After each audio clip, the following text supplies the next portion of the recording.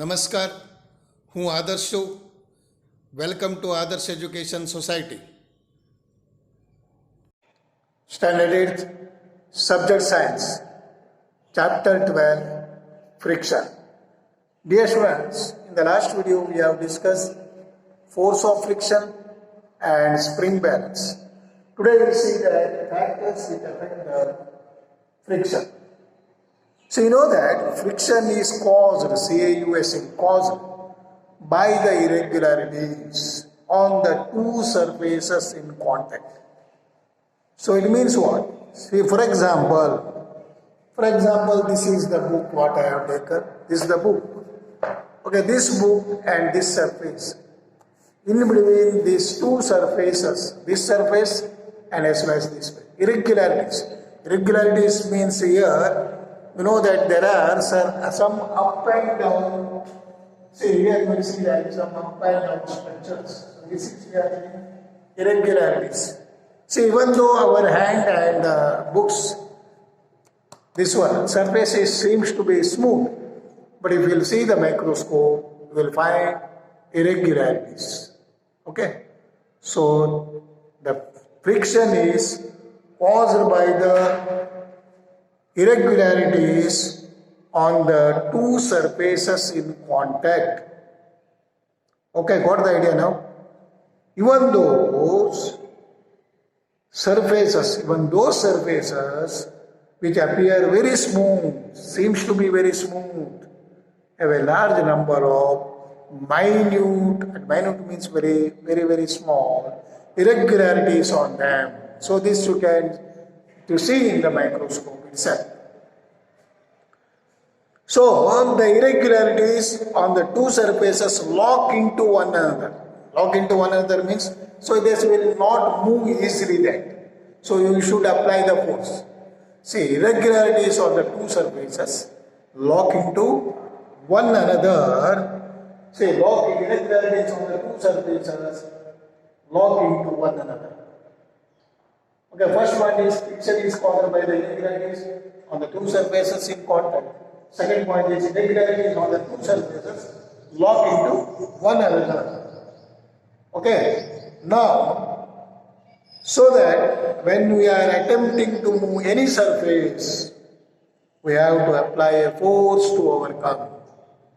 So, force should be required to overcome the interlocking.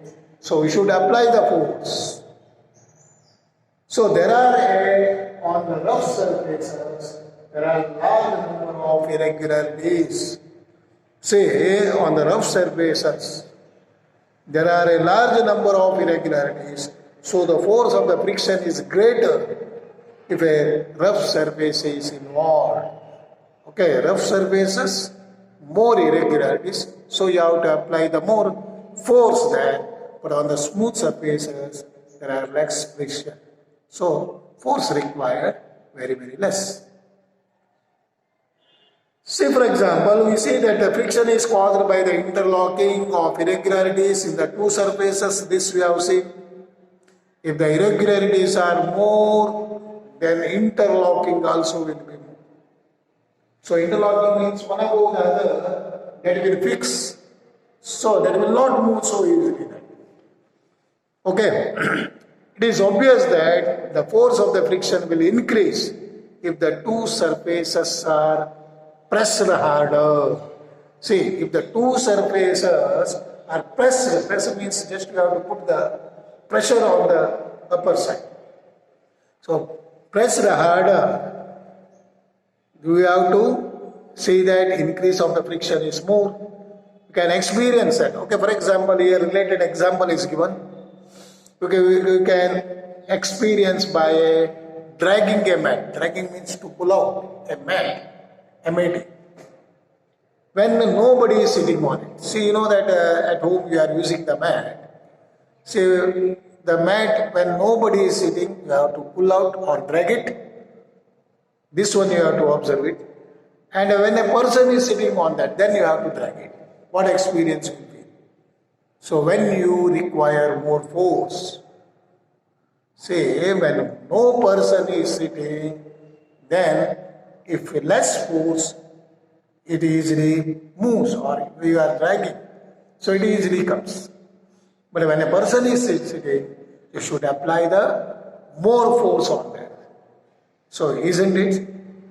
So you have a push on the box. Okay, for example, now you can take the same example, the box also. You can take the example of the box. If the box is empty, you can pull or you can drag it. If the box is heavier or filled with something, so then you have to apply more force to move that one.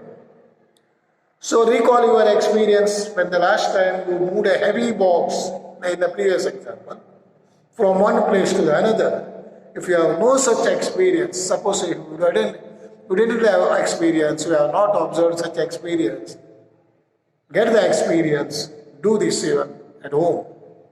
Okay, so then you will come to know that what is easier, which will be easier, to move the box from the rest or to move it when it is already in motion. Okay, here one more question is asked. See, box is at the rest condition. Okay, box, for example, this is at the rest condition or this is in the moving condition. So here the same question is asked, to move the box from the rest. This, and another one is to move it when it is already into motion. See, the box is already in the motion, so you have to apply the force where it will be easier, at resting condition or to move the box. So you know that at resting condition is that you have to apply more pressure on that.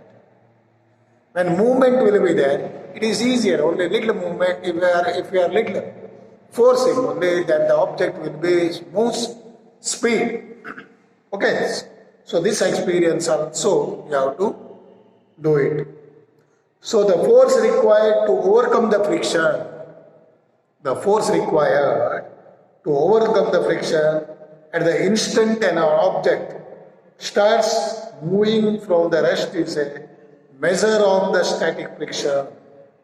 See, try to understand, dear students, the force required to overcome the friction at the instant an object starts moving from the rest is a measure of the static friction.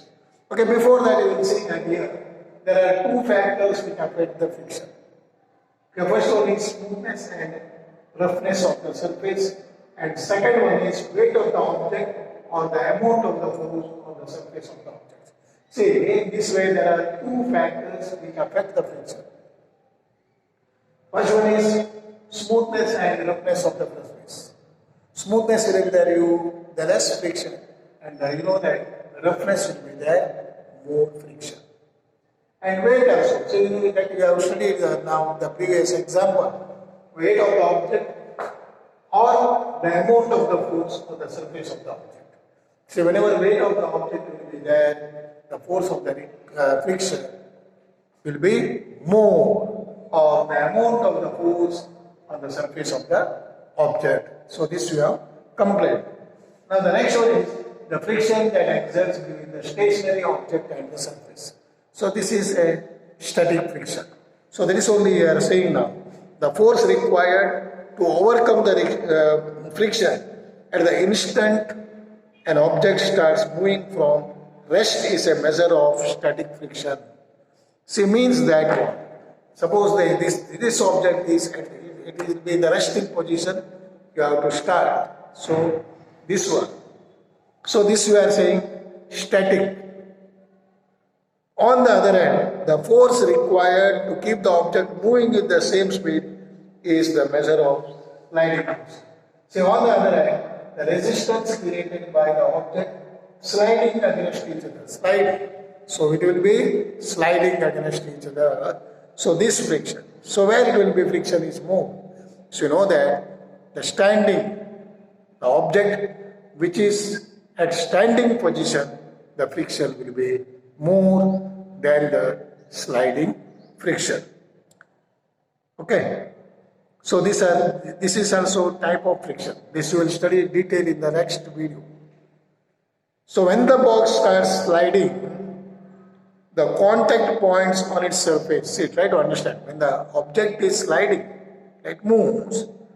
the contact points on the surface do not get enough time to log into the contact points on the floor. So here some understanding will be there. Suppose if the object is standing, so here interlocking will be more. Okay, so that is why you have to apply little bit more pressure, more force. But when it is movement, sliding, so what will be the interlocking will be less, enough time, or it will, what you are saying, do not get enough time to lock into contact points on the floor. So it will not get the enough time to lock into that. So that sliding friction is slightly smaller than the static friction. The static friction what? The static friction, there is a time, what you are saying, there are enough time to lock into one another. Means, for example, this is the book what you are saying. So it is locked here. So enough time to lock into that. So that is why you have to overcome this interlocking, you have to apply the more force on that. So in the sliding friction, there is a less time, or here the surface between the two surfaces, they don't have the time, or they don't have the enough time to lock into the contact between the surface and the floor. So that is why the sliding friction is slightly smaller than the static friction. And you will find somewhat easier to move. So that is why you will find easier to move that. So that is why you are taking, for example, if you are taking the boxes, so it is easier to move the box already in the motion than to get it started. Okay, suppose if you are considering the box, okay, the box will be there. So if it is in the resting condition, so you have to apply the force. So then what you have to require? You have to apply the more force there. So if it is the box is already in the motion, then you have to apply the force. So you need only less effort or less force to move the box already in the motion. Okay, got the idea, students? So these are the today's points. In the next video, we will discuss the friction and accessory wheel. Okay, that you will see later. See, these are all the highlights of today's. See what you have the factors which affect the friction. There are two factors which affect the friction: smoothness and roughness of the surface. You know that whenever a smooth and rough surface is there, what are the friction, how it behaves. And second, weight of the object also, or the amount of the force on the surface of the object. So these two also. So these are the two main factors which affect the friction. And then you have seen that two types of friction here. Means static friction, the friction that exists between the stationary object and the surface, and the next one is the rolling friction, the resistance created by any two objects sliding against each other. So this is a sliding friction. Okay, got the idea, students? So then in the next video we will discuss friction, a necessary evil. Okay, thank you, bye bye. Thank you for joining us.